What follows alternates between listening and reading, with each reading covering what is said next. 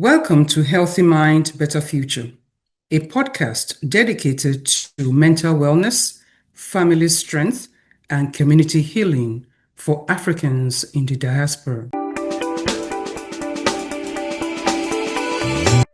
With me are Dr. Adeyemi Fatoki, Dr. Caroline Olaleye, Dr. Kenneth Soyemi, Mrs. Dorcas Fatoki, Mr. Funmi Onayemi, and Funmi Apantaku-Onayemi, your host. We're talking about stress in African immigrant communities. Not just the stress of surviving in a new country, but the silent struggles that hide behind stories of success. You see, for many African immigrants, the American dream often looks shiny on the outside. Good jobs, nice homes, degrees, photos sent home. But under the surface, there's exhaustion, isolation, pressure to succeed, and sometimes a quiet sense of not belonging. So today we're asking, what toll does success take on the mind, body, and soul? Why are so many suffering in silence? And more importantly, how can we do better together? We are first generation immigrants, some of us. And we've been here doing our things, but we also have this silence, things that we can't really always describe. And we can't call home, and we don't have community, some of us, and we don't even have trusted friends, some of us. So when we talk about stress, what is stress in terms of how a layperson can understand this? Stress is this overwhelming of pressure that you kind of feel. It can manifest, and it usually happens for different people, different reasons will be the trigger. And when you have it, some manifested with physical symptoms, some have some psychological symptoms, depending on how long you have all those stress hormones accumulating in your body. It will depend on how you present. And either way, a little bit of stress is good. A little bit of stress hormone is good for everybody because it can kind of give us a drive to go for it, to do things, to perform better in what we do. But we don't want it to be too much, and we don't want it to last too long. For people in the diaspora, which is our main focus here, stress often comes in from trying to balance two worlds, such as navigating life in a new country while staying connected to family and culture and responsibilities back home. Stress might show up in your body, such as tiredness, headaches, trouble sleeping. It may actually affect your emotions, like feeling anxious, easily irritated, or overwhelmed. And it can also change the way you behave. Maybe you may avoid people, you may overwork, or you may lose interest in things that you usually will enjoy. The way that I see it is stress is just anything that's keeping you going on a heightened state of alert. It's like a car that the engine is not balanced and it keeps overheating because it's running constantly. Like when you're revving your car at a very high rate, and it just keeps going on and on and on, and it's not getting a break. It's just so much pressure on the body. I just believe stress puts you in a different mind frame from how you usually are. It just takes you to a different state and you're just not the same person. Stress is like an uninvited guest. It shows up in many forms and overstays its welcome if it's not managed. That's what it is. From my layman's point of view, I feel stressed when I feel as if current runs through me and I really can't perform. That's my heightened level of stress. And what do? Usually I just shut down and take some rest. But now when we talk about stress, we've talked about stress mainly for everybody, but at the same time, we know that stress, particularly for those of us who, when we were new, the stress of how will I make it? And now, even when you say you've made it, the stress of also supporting those around us. We know what that means. When you look at stress, everyday challenges such as finding stable work, adjusting to new social norms, sending money home, facing immigration issues, or raising children across the cultures, these can all build pressure. So every happy events such as weddings, holidays can become stressful when they involve the long distance planning, financial burdens, or financial expectations. So when you use the word "make it" or people just coming in, stress is the same across all levels. It all depends on how it manifests, and it usually depends on what are the factors that are bringing the stress. We're all raising children, we're all raising families. They too can also be going through stress too, and sometimes they may be going through stress. Especially those of us that have young adult children, and they may not tell us. But we as parents will forever worry about our children, no matter how grown they are. This can also bring stress too. Would we consider the fact that even being in the world, today's world, in which we're almost losing control of families, our children, our work, everything, that is really at a very high level of stress, at least for a lot of people. So what do we do, Dr. Olaleye? How do we even begin to address the whole idea of being stressed all the time? Depending on what is our source of stress, we change or we help how we're going to approach it. But to speak generally, having a lot of friends, it helps. Belonging to some kind of groups, which we've talked about before, like being a member of a church or a mosque or something. So they serve as your support group, because loneliness itself, it's a source of stress, and not having anybody to share your thoughts with. There is a common saying that says that a problem that you shared is already half solved, because now you have somebody else to just listen to you and give you ideas. So having a friend, having a confidant, having a support system, it helps. You get therapy. For me, sometimes even putting the therapy schedule on your schedule becomes another source of stress because you're already probably stretched so thin. So the support system, I think it's one of the biggest way that can help overall. Dr. Fatoki, I'm going to put you on blast right now. We can consider the fitness guru among us, meaning volleyball, basketball, soccer, maybe ping pong, all of those, tennis. So I want to ask you, would that be your way of managing stress, or is that even stressful too?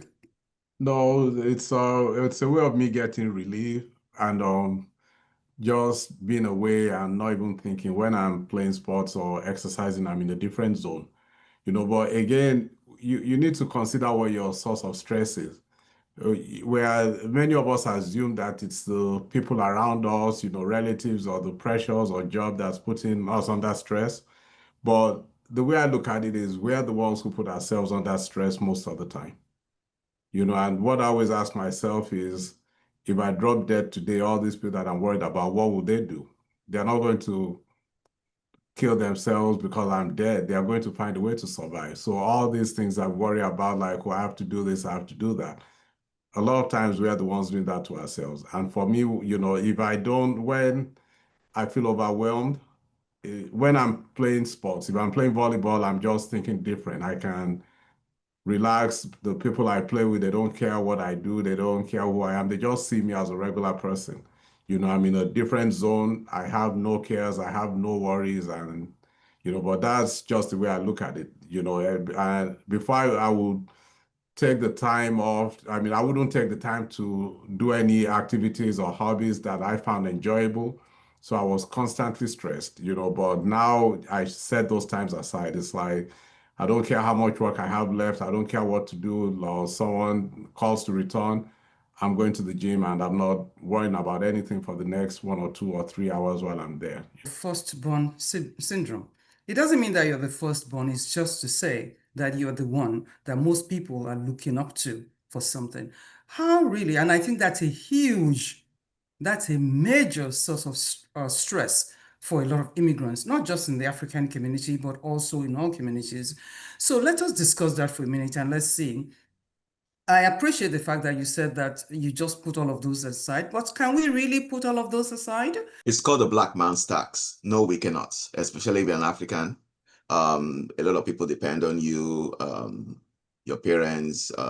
It depends on how close-knit your family you are, but no, you cannot put all those things aside. Yes, we can put it aside.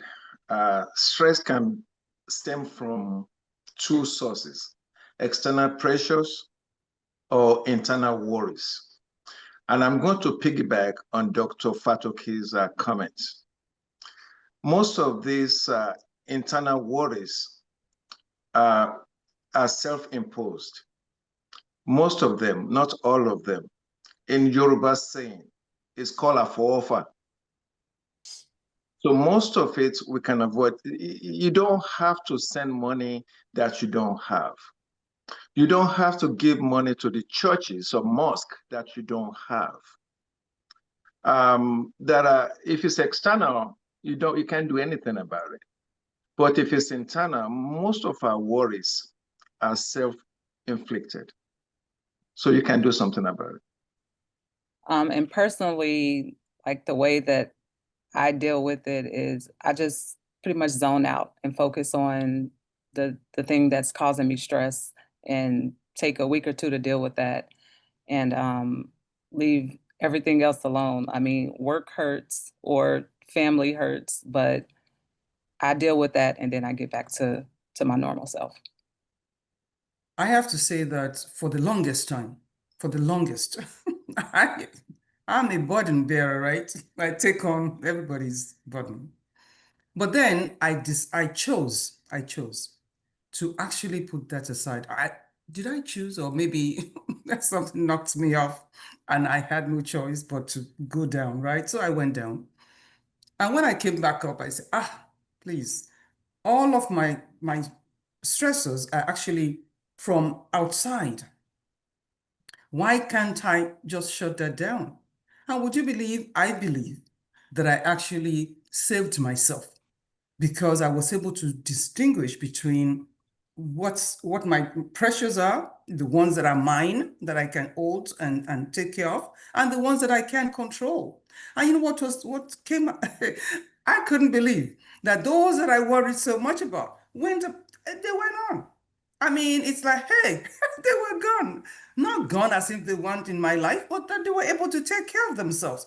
I was amazed. You know how you feel? And I said to myself, what arrogance on my part to actually believe that I'm the savior, right? That, oh, if this person does, I have to send this. If this person doesn't have this from me, how are they going to survive? No, it's not about me. It's that they have resources too. And we have to have them tap into those resources. So I'm happy we're discussing this because that's a huge situation with immigrants. I agree that some of the stressors we can control. For example, if somebody tells me that, oh, let's say one of my parents, thank God, none of my parents put me under such a stress, but let's say one of my parents tells me, oh, you know, my friend's daughter just built a mansion in our neighborhood. So, and she moved to America 2 years ago. You've been there 10 years now, and you haven't built a mansion. I'll be very quick to tell them, good for her. I don't have the money.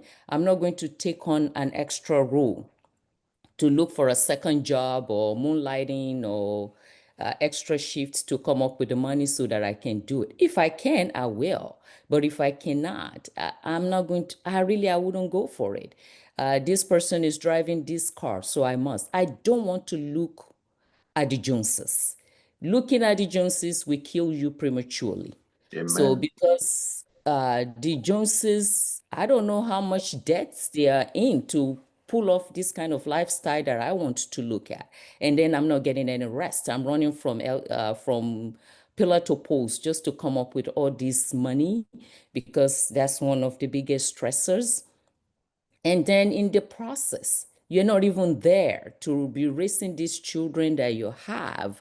And of course, these children are raising themselves, the street is raising them, the TV shows are raising them, and then they bring more pressure to your life because they're doing things that you don't like, because you just wake up one day, they're older teenage years, and they're acting the way you don't expect. That create an extra stress. So one thing can lead to another. Things I can control, I feel like people should just take life easy and not let anybody push them unnecessarily.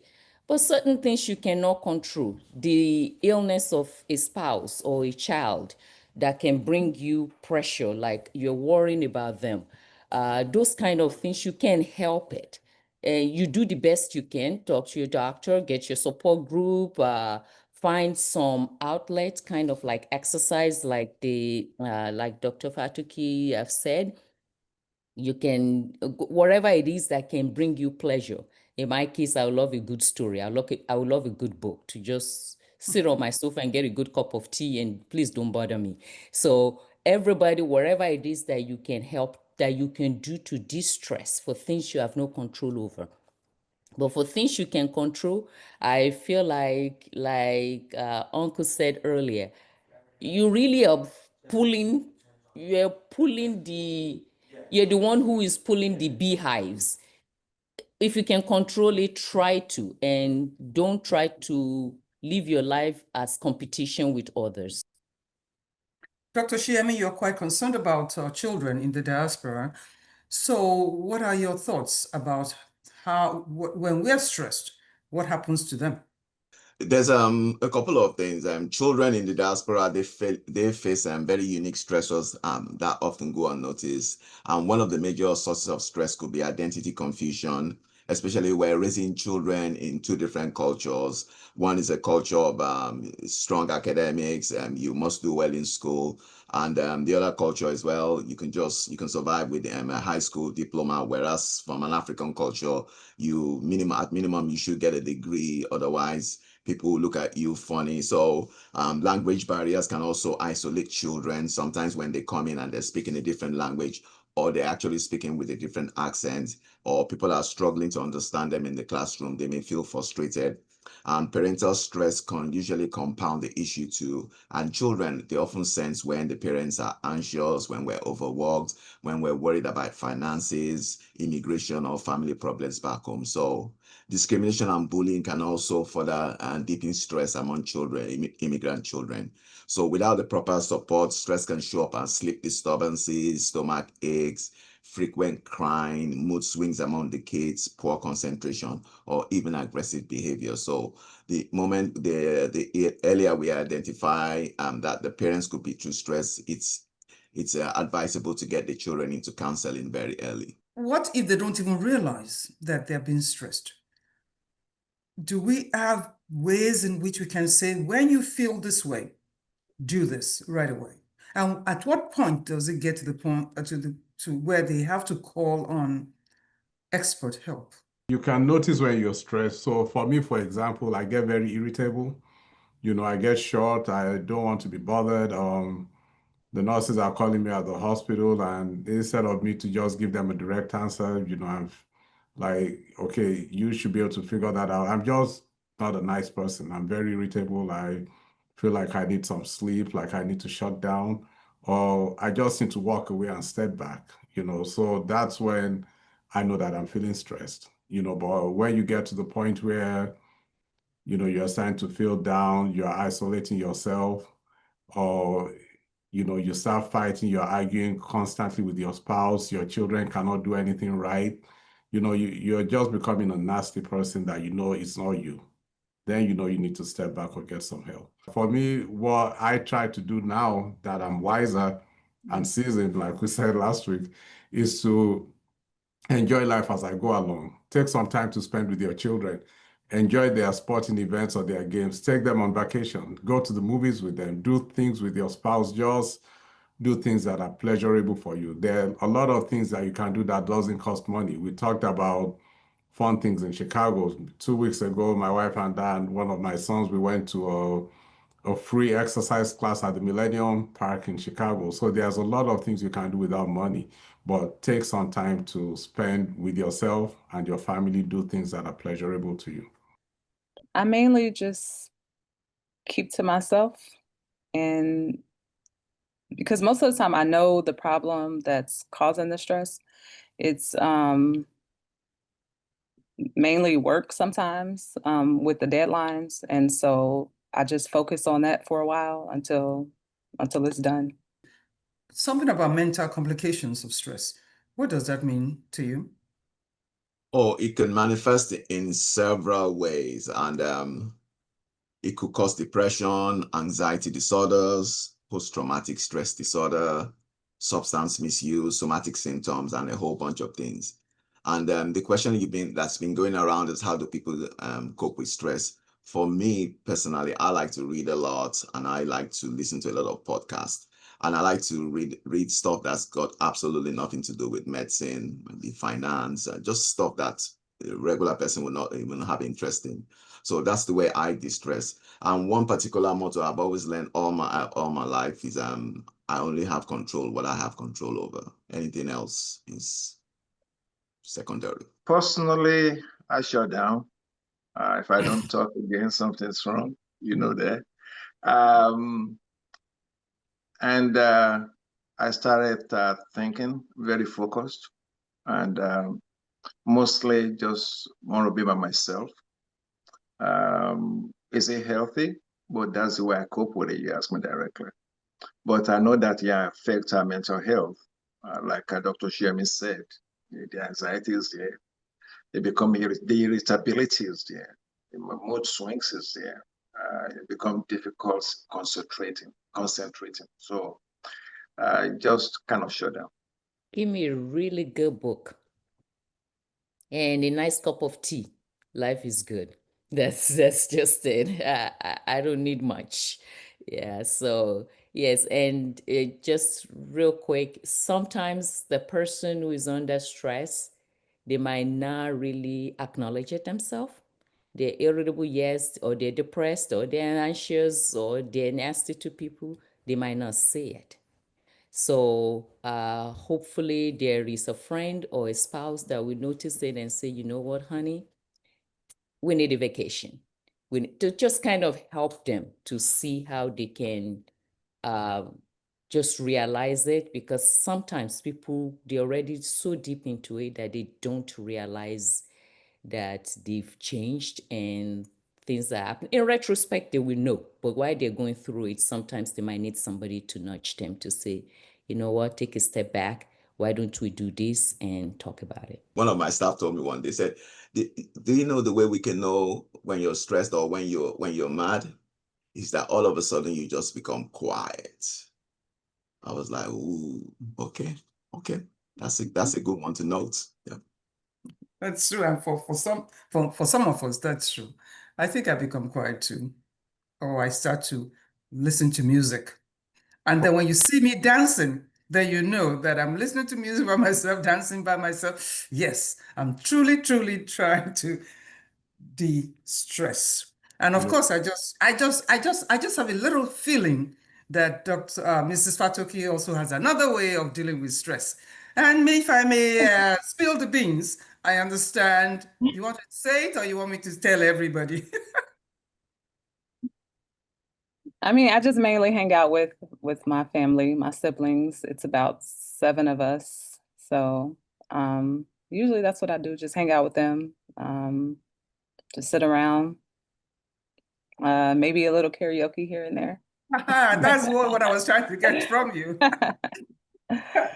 So there we all have it, everybody. Thank you so much for really discussing this. It's a very important topic that we have today. And I hope that the way we've handled this, many people will see themselves in us and also understand that no, we can reach out. Nothing should really get us down to the point in which we're killing ourselves.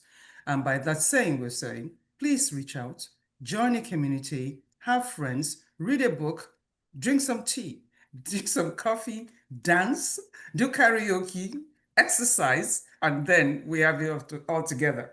Have a wonderful day, everyone. On this episode, we've heard truth, real, raw, and necessary. For too long, we've celebrated the outward success of African immigrants while ignoring the silent stress that lives behind closed doors. But healing begins when we name our pain, share our burdens, and remind one another that we're not alone. If you're listening right now and carrying more than anyone knows, please know you don't have to pretend to be strong all the time. Success should not mean silence, and your well-being matters. Reach out, whether to a friend, a counselor, or a community. There's help, there's hope. Until next time, thank you for joining us, and we'll see you again. Before we wrap up today's episode of Healthy Mind, Better Future, I just want to take a quick moment to say thank you for tuning in. If you found this conversation helpful or inspiring, don't forget to subscribe so you never miss an episode. And if you know someone who could benefit from today's topic, please share this video with them. It might be just what they need. We'd also love to hear from you. Drop a comment below to let us know what you thought of today's episode, or tell us what topics you'd like us to cover in the future. This space is for you, and your voice helps shape what we do next. Thanks again for being part of this journey toward a healthier mind and a better future.